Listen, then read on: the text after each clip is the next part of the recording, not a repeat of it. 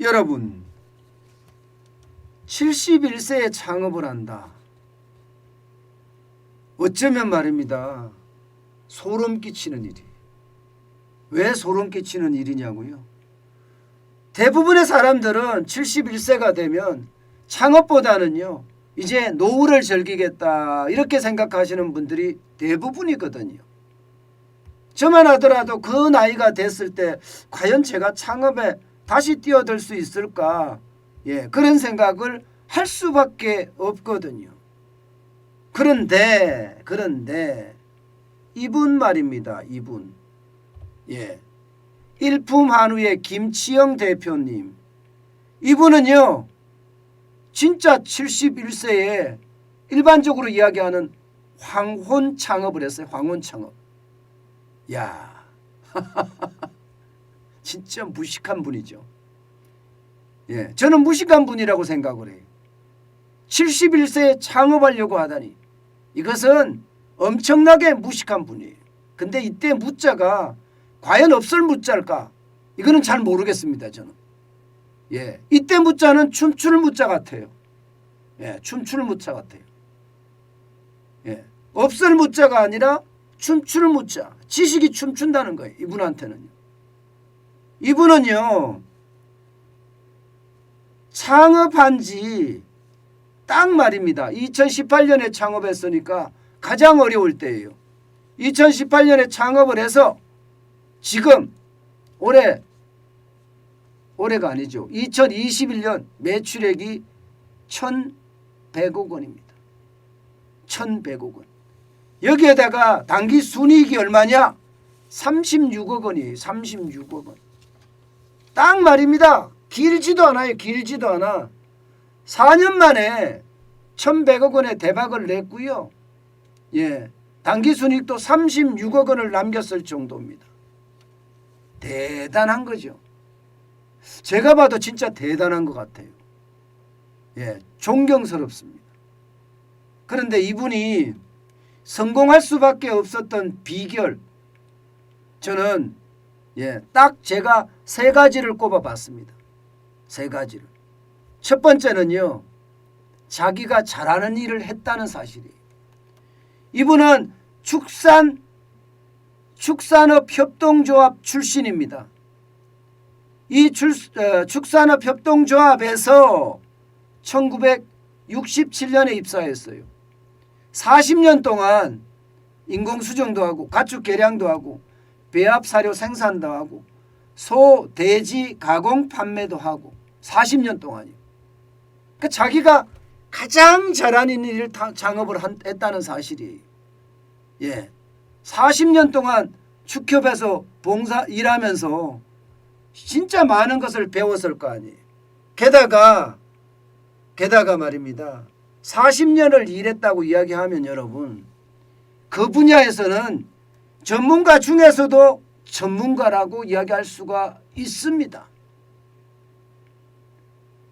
게다가 두 번째는 앞서 제가 말씀드린 대로 무식한 분이라는 거예요.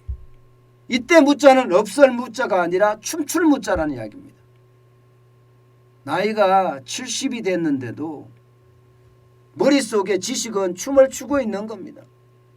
용기가 있는 겁니다. 그래서 도전한 겁니다. 나이하고 상관없는 거죠. 도전하면 된다는 생각으로 그냥 밀어붙인 거예요. 이런 걸 보면 말입니다. 젊은이들이나 아니면 중년들이나 많이 보고 배워야 된다. 이런 생각이 들 정도입니다. 그만큼 이분은요. 그 누구보다도 한 길을 보고 그리고 쭉 밀어붙였습니다. 그리고 세 번째, 제가 세 가지라고 말씀드렸죠. 세 번째가 제가 봐서는 핵심인 것 같아요. 세 번째는 바로 이겁니다. 바로 이거예요. 대형 유통 채널이 아니라 소규모 정육점, 식당에다가 직접 납품을 한 거예요. 축협이라는 거대한 세력이 있거든요. 그런데 이 축협이라는 거대한 세력은요. 쉽게 말하면 가격이 한 단계 더 거칩니다. 아무래도 축협에 고기를 팔고 축협에서 뗄 만큼 떼고 그리고 이게 도매 물량으로 가잖아요. 도매 물량으로. 그죠? 대형 유통 채널로 가니까 도매 물량으로 갑니다. 그 다음에 이제 정육점이나 식당으로 가요. 쉽게 말하면 유통 채널이 하나 더 있습니다. 그런데 김치영 일품한우 대표는요. 이 유통 채널 하나를 죽여버렸습니다. 직접 소비자에게 쉽게 말하면 축산 농가에게서 소를 직접 구매합니다. 예, 직접 구매해서 직접 도축을 하고요. 직접 도축을 한 것을 쉽게 말하면 정육점이나 식당으로 바로 소매업으로 바로 가게 만든 거죠. 그러다 보니까 가격이 어떻게 되겠습니까? 가격이 싸겠죠. 품질은요. 유통 단계를 한 단계 덜 거치니까 그만큼 시간이 짧아지는 거예요.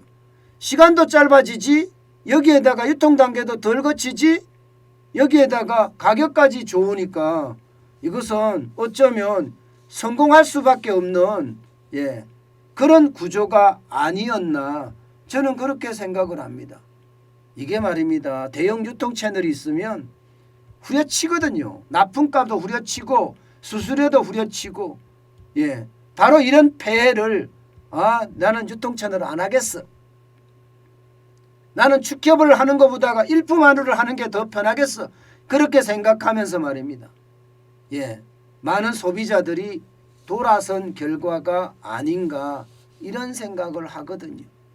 게다가 여러분도 알다시피 축협이라면요. 이미 조직입니다.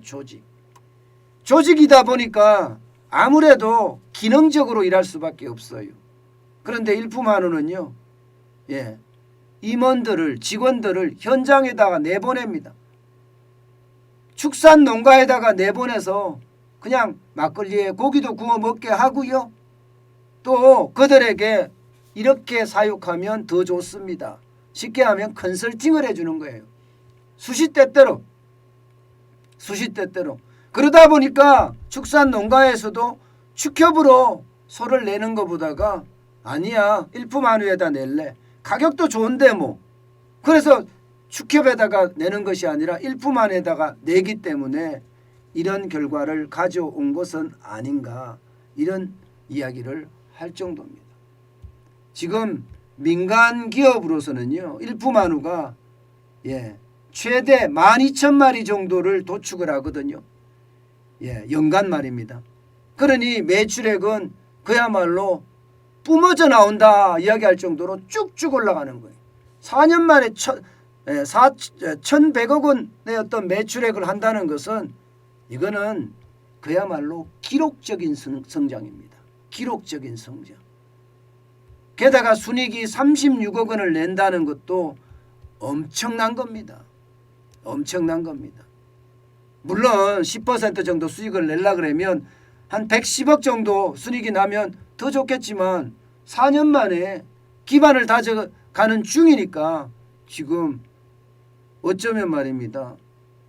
자기가 잘하는 일을 틈새를 파고들어서 차별화시킨 그 결과 지금의 성공.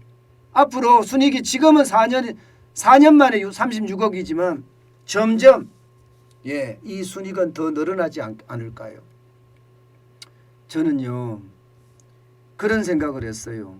올해가 이민년 호랑이회라고 하잖아요. 우리는 포기하지 않으면 반드시 말입니다. 성공합니다. 포기하면 그걸로 끝이에요. 더 이상이 없습니다. 그런데 포기하지 않고 끝까지 움직이면 반드시 그 속에는 길이 나온다는 것 오늘 우리 확인했죠. 나이 71세에 창업했습니다. 지금까지 제가 뵌 분 중에 가장 늦은 나이에 창업을 해서 1,000억의 매출액을 이루는 그런 분이에요. 때문에 정관진 TV를 보는 모든 분들 말입니다. 올해 호랑이 회에는요. 호랑이 기운을 받아서 말입니다. 움직이자고요. 가만히 앉아있지 말고 움직이자고요. 그러면서 뭔가 성공할 수 있는 그런 길을 4년 만에 못하더라도 앞으로 10년 만에 해도 괜찮거든요. 천천히 닦아가자고요. 그러면 여러분에게도 아마 경제적 자유는 당연하고요. 일생 동안에 꿈꾸어왔던 그 마음속에 있는 용트림 있잖아요. 그 용트림까지도 다 해소되지 않을까 싶습니다. 여러분, 우리는 포기하려고 이 새벽에 경제 이야기를 듣는 게 아닙니다.